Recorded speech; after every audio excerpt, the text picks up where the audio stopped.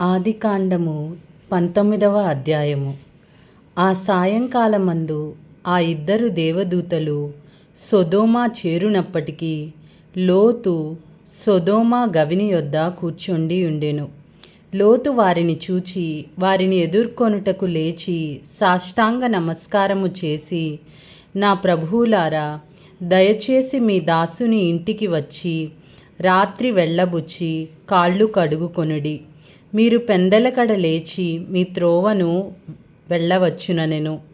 అందుకు వారు, అలాగు కాదు, నడివీధిలో రాత్రి వెళ్ళబుచ్చెదమని చెప్పిరి.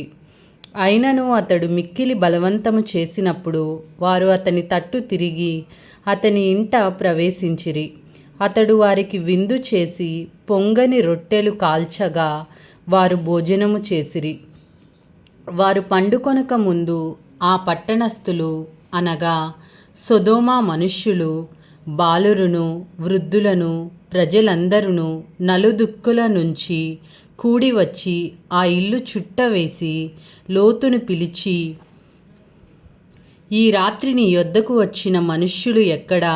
మేము వారిని కూడునట్లు మా యొద్దకు వారిని వెలుపలకు తీసుకొని రమ్మని అతనితో చెప్పగా, లోతు వెలుపల ద్వారమునొద్దనున్న వారి యొద్దకు వెళ్ళి తన వెనుక తలుపు వేసి, అన్నలారా, ఇంత పాతకము కట్టుకొనకుడి. ఇదిగో, పురుషుని కూడని 2 కుమార్తెలు నాకున్నారు. సెలవైతే వారిని మీ యొద్దకు వెలుపలికి తీసుకొని వచ్చెదను. వారిని మీ మనస్సు వచ్చినట్లు చేయుడి.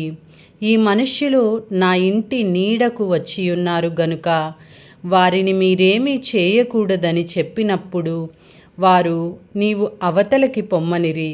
మరియు వారు, వీడెవడో మనలోనికి పరదేశిగా వచ్చి తీర్పరిగా నుండ చూచుచున్నాడు కాగా వారికంటే నీకు ఎక్కువ కీడు చేసేదమని చెప్పి లోతు అను ఆ మనుష్యుని మీద దొమ్మిగా పడి తలుపు పగలగొట్టుటకు సమీపించిరి. అయితే ఆ మనుష్యులు తమ చేతులు చాపి లోతును ఇంటి లోపలికి తమ యొద్దకు తీసుకొని తలుపు వేసిరి.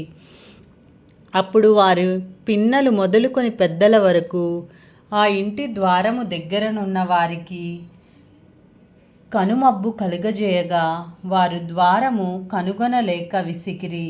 అప్పుడు ఆ మనుష్యుడు లోతుతో, ఇక్కడ నీకు మరి ఎవరున్నారు? నీ అల్లుని, నీ కుమారులను, నీ కుమార్తెలను, ఈ ఊరిలో నీకు కలిగిన వారినందరినీ వెలుపలికి తీసుకొని రమ్ము. మేము ఈ చోటు నాశనము చేయవచ్చితిమి.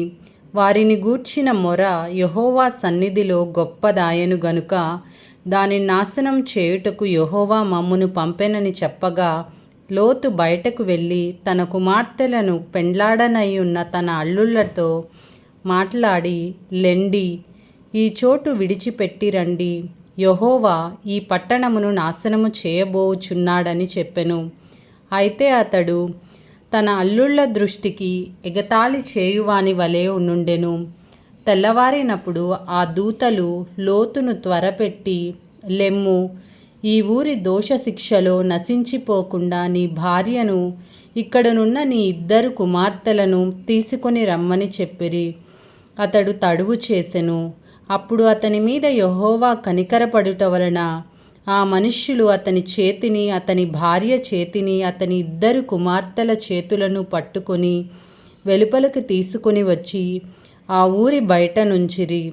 ఆ దూతలు వారిని వెలుపలకు తీసుకొని వచ్చిన తరువాత ఆయన, నీ ప్రాణమును దక్కించుకొనున్నట్లు పారిపొమ్ము, నీ వెనుక చూడకుము. ఈ మైదానములో ఎక్కడనూ నిలువక నీవు నశించిపోకుండా పర్వతమునకు పారిపొమ్మని చెప్పగా, లోతు, ప్రభువా, అలాగు కాదు. ఇదిగో, నీ కటాక్షము నీ దాసుని మీద వచ్చినది. నా ప్రాణము రక్షించుట వలన నీవు నా ఎడల కనపరిచిన నీ కృపను ఘనపరిచితివి. నేను ఆ పర్వతమునకు తప్పించుకొని పోలేను. ఈ కీడు నాకు సంభవించి చచ్చిపోవుదునేమో. ఇదిగో, పారిపోవుటకు ఈ ఊరు సమీపములో ఉన్నది. అది చిన్నది. నన్నక్కడికి తప్పించుకొని పోనిమ్ము. అది చిన్నది.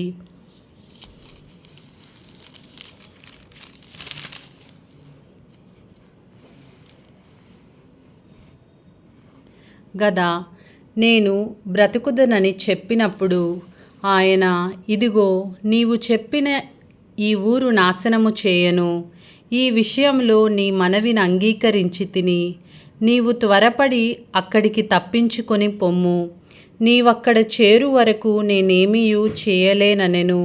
అందుచేత ఆ ఊరికి సోయరు అను పేరు పెట్టబడెను. లోతు సోయరుకు వచ్చినప్పుడు ఆ దేశమున సూర్యుడు ఉదయించెను.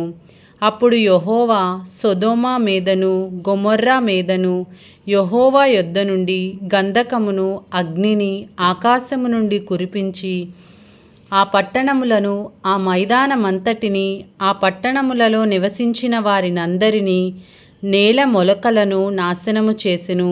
అయితే లోతు భార్య అతని వెనుక నుండి తిరిగి చూచి ఉప్పు స్తంభమాయెను.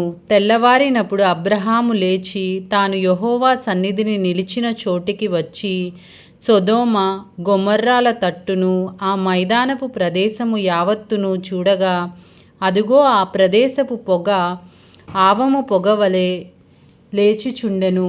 దేవుడు ఆ మైదానపు పట్టణములను పాడు చేసినప్పుడు దేవుడు అబ్రహామును జ్ఞాపకం చేసుకొని లోతు కాపురమున్న పట్టణములను నాశనం చేసినప్పుడు ఆ నాశనము మధ్యన లోతు నశించకుండా అతన్ని తప్పించెను.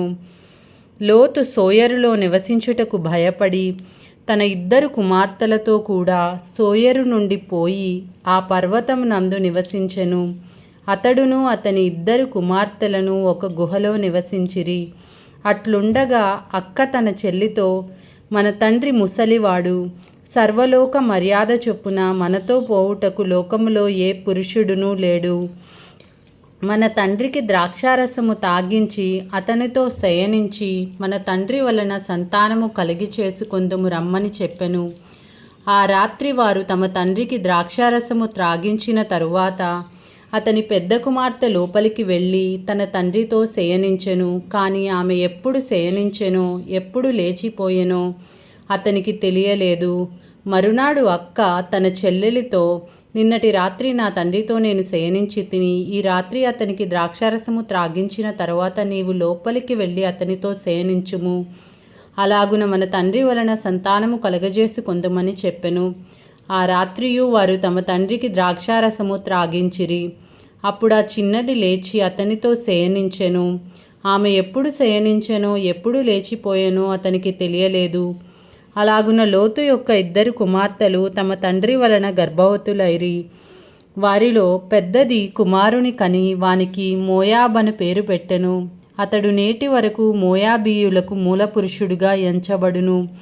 చిన్నది కూడా కుమారుని కని వానికి బెన్నమ్మి అను పేరు పెట్టెను. అతడు నేటి వరకు అమ్మోనీయులకు మూలపురుషుడుగా ఎంచబడెను. ఇది ఏలిన వారి వాక్కు. సర్వేశ్వరునికి వందనములు. హల్లెలూయా.